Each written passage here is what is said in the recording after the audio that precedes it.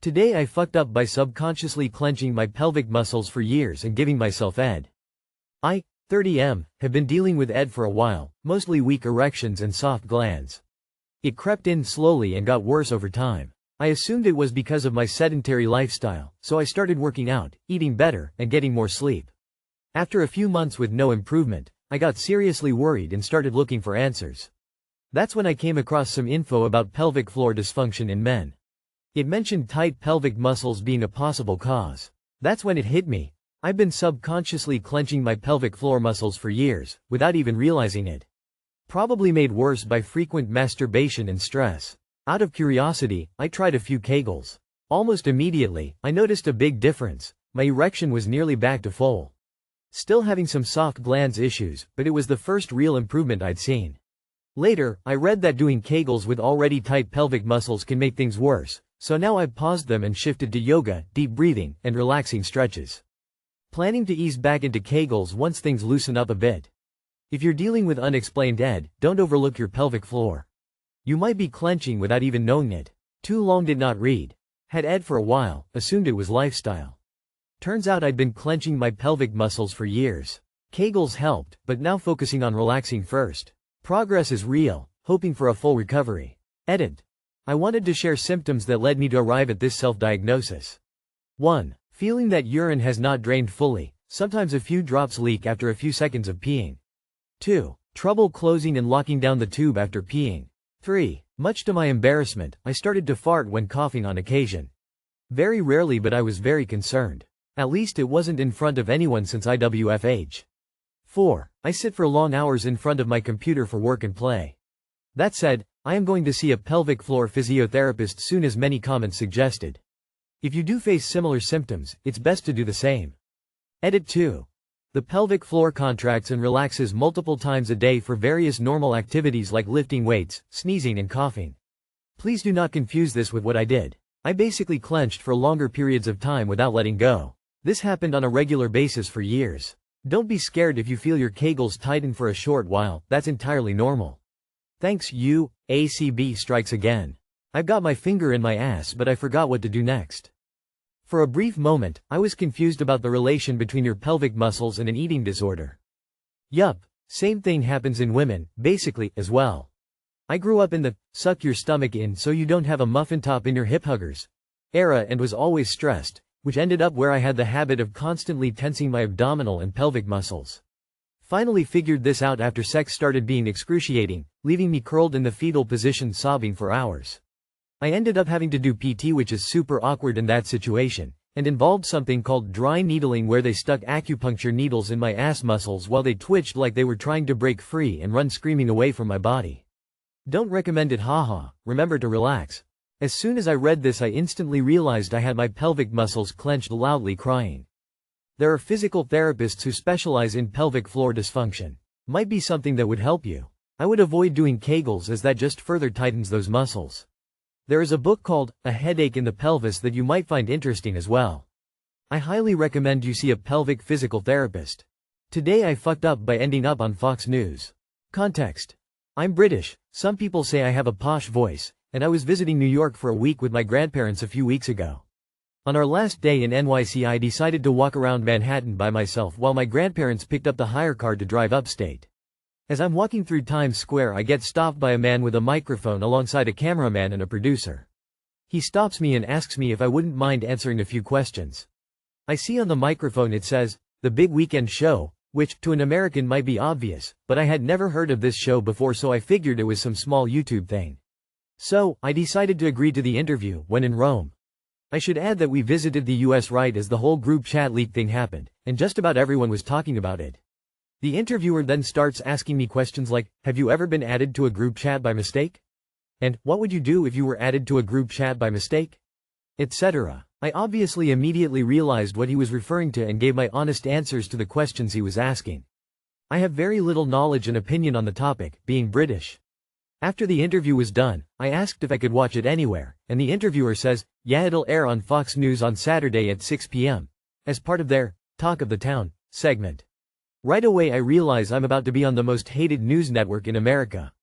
But on top of that, when I get nervous I tend to talk a bit more posh for some reason, And naturally I was nervous as hell being interviewed on camera. So especially when put next to regular NYC citizens I sound like a really stuck-up posh British dude. Returning to uni in the UK, I'm not hearing the end of it from my friends. They're all repeating the phrase I used in a posh voice.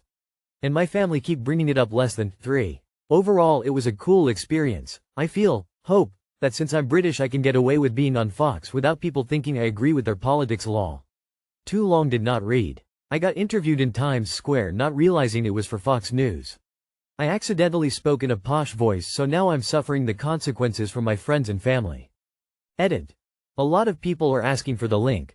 I tried to find it but it seems Fox only posts some of their Talk of the Town segments and my one isn't on their website. Any suggestions of where I could find it, let me know. Are you going to post the clip or do we have to wait for the internet detectives to track it down?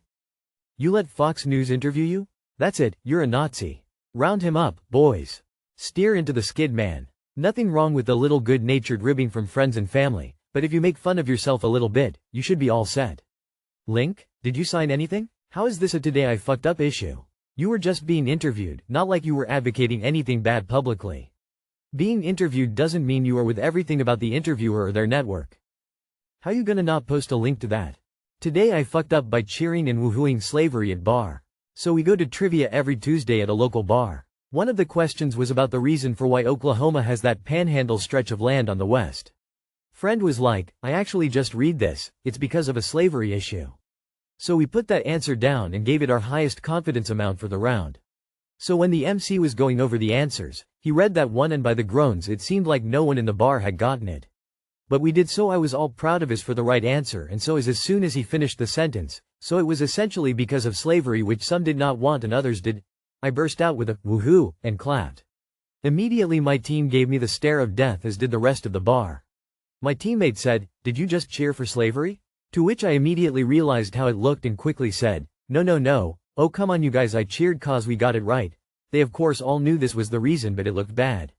Thankfully the MC was like, "Yeah guys, she wasn't cheering that, they were the only team that got it right." Too long did not read. I got a trivia question right that no one else did and cheered, but the question was about slavery, so it appeared that I was cheering for slavery. My entire trivia team once loudly cheered the Challenger disaster for the same reason. On the 25th anniversary of the Challenger disaster.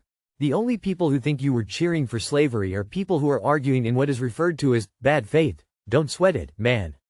Well, technically they got it because they didn't have slavery. Texas was the one with slaves that gave it away. I've done this exact same thing. Boy did I get some looks. It wasn't slavery, it was something to do with criminal charges or something. I'm a total true crime buff. And I think the answer was Ted Bundy. The question was which serial killer was famous for. Insert crimes here. I cheered when they said the answer cause it was the only question I was able to confidently answer. It seemed like I was cheering for Ted Bundy. As an occasional bar trivia host, this is pretty funny. I probably would have pretended to be upset and given you a little crap, but all in fun. Reminds me of a trivia night where they asked a question about 9/11 and when they gave the answer it was dead silent. Kind of a mood killer lol.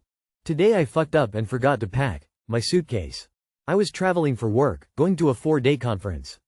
I have a history of forgetting things, so I made a list. Professional clothes, check. Toiletries, check. Meds and pajamas and undergarments, check. I also had my laptop and my wallet in a shoulder bag. I drive myself to the airport, park in the long-term garage, open the trunk to get my suitcase, and I had forgotten the entire, impeccably packed suitcase. No time to go home and get it and still make my flight, and I had my ID and conference paper, so I just got on the plane and went with it. Once I got to my destination, which was on a university campus with no obvious access to shopping, I went to the campus merchandise store and bought underwear and a couple t-shirts, all with the university logo. I apologized profusely to the conference organizers for looking like a weird freshman parent and had my boyfriend overnight me the meds. Everything went absolutely fine. I wear the shirts now. People ask me if I went to University of Michigan. I say yes. For 4 days. TLDR, today I fucked up by remembering to pack everything for a business trip but then forgetting my entire suitcase. I once forgot underwear. Another time, I was so tired when I packed, I somehow packed all the clothes I didn't want to take. There I was, in BVI, in a pair of khakis and a sweater vest. Loudly crying. I still had a blast. Many years ago, I flew to Philadelphia in February. from Atlanta, where it can be much warmer in February, and I got into my comfortable car in my comfortable garage and drove to the comfortable airport where I got on the comfortable plane.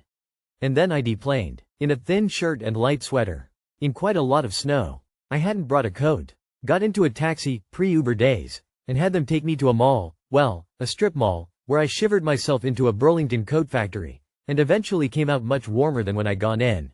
So now I own what is known as the Philly Rescue coat. And it's so warm that I literally have worn it in Atlanta like, once, in all these years.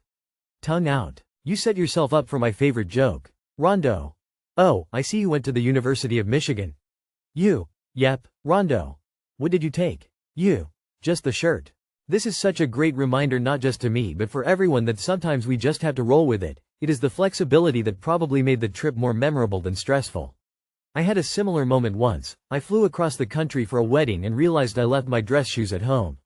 You know what happened? I ended up wearing sneakers with a suit. Not ideal, but people remembered it, but OFC in a good way. Cold sweat smile. I did this once too.